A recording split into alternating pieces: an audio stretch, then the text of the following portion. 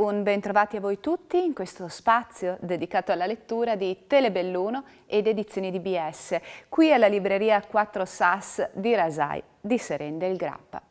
Curiosando tra gli scaffali abbiamo trovato questa guida, Fiori alpini del Triveneto, fresca di stampa per edizioni DBS.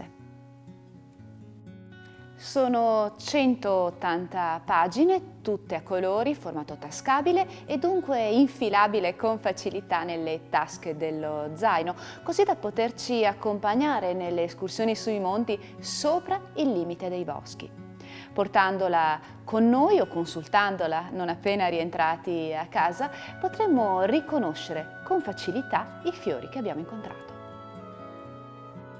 Lucia Merlo, l'autrice di questa guida, presenta ben 300 specie, tutte con una propria foto e con alcuni dati preziosi per la identificazione, come per esempio il periodo in cui fioriscono, eventuale preferenza di substrato, l'altezza della pianta dal suolo, la dimensione del fiore o della infiorescenza, insomma tante notizie che rendono semplice, anche per chi non ha una grande conoscenza botanica, distinguere almeno le specie principali.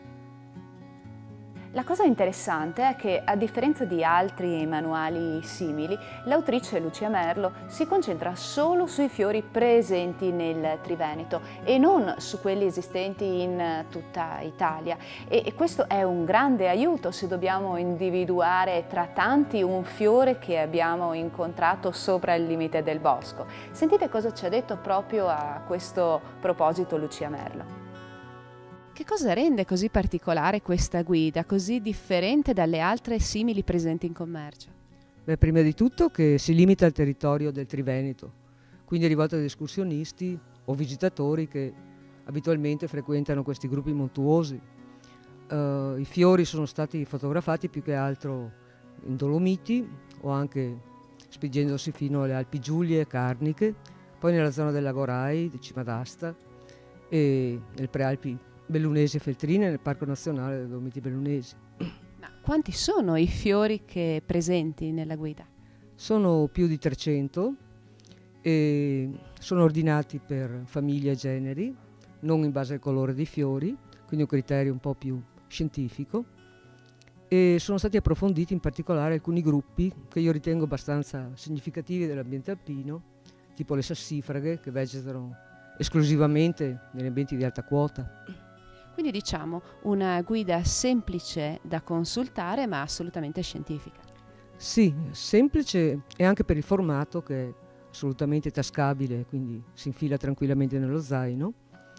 Scientifica, anche se si è cercato in tutti i modi di usare un linguaggio accessibile e semplice. Casomai se si incontrasse un termine particolarmente ostico, c'è un glossario alla fine che spiega eventuali termini tecnici.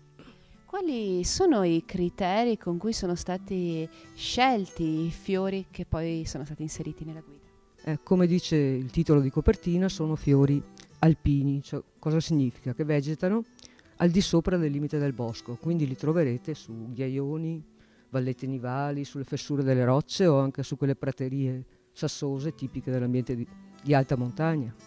Qualche pianta comunque può scendere anche più in basso, però raggiunge comunque l'orizzonte alpino. La considerazione generale che si ha sfogliando questa guida è che viviamo in un territorio davvero ricchissimo sotto il profilo naturalistico.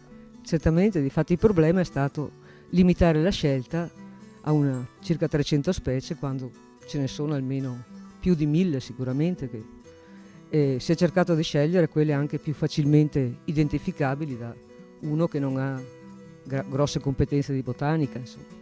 Ed ogni fiore ha la propria foto. Certamente c'è una scheda per ogni fiore, composta da una fotografia, con anche l'ambiente sullo sfondo che aiuta a riconoscere la specie, e poi una breve descrizione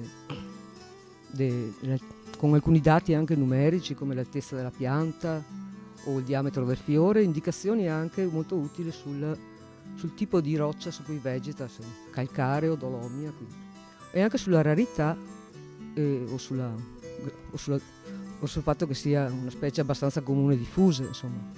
Insomma, una guida con cui spalancare gli occhi sulla natura che ci circonda, lasciandola però in loco e non raccogliendola. Certamente si consiglia di fotografare la specie, assolutamente di non coglierla, perché alcuni fiori hanno impiegato 10 anni solo per raggiungere le dimensioni per poi fiorire. Quindi rispettiamo al massimo questo dono della natura. E con questo, anche per questa settimana, noi vi salutiamo e vi diamo appuntamento fra 7 giorni per una nuova puntata della libreria di Telebelluno ed Edizioni DBS. Grazie per averci seguito e buoni libri e buone letture a tutti.